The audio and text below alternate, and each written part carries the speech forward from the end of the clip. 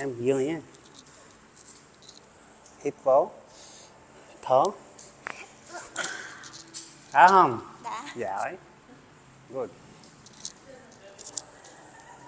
Hít vào, thở. Cứ mọi người là đại ra không có nói nha. Hít vào, thở. Thở.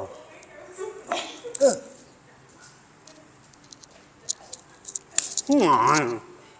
Chứ không à. Nói cái gì tôi không hiểu hả? Mà không. Em hiểu đúng không? Rồi. Thở. Thở.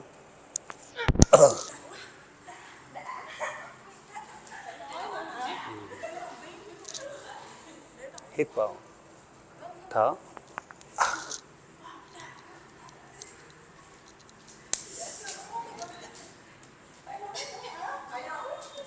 Tôi nhìn video nhé, sau đó tôi nói.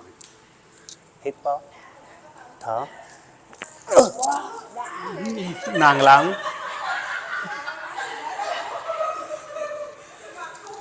Hít vào. Thở. Này. Tôi muốn như nói nha. Ok. Wow, ok. Thở. Cái gì vậy? Hey. No, come here. Not good acting. Very bad acting. Just only acting, huh? Acting rồi. Soon. Rất là nhiều. Thở. Thở.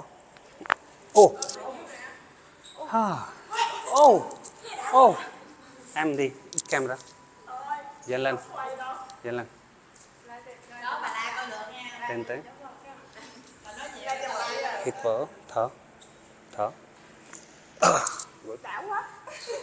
Đau quá.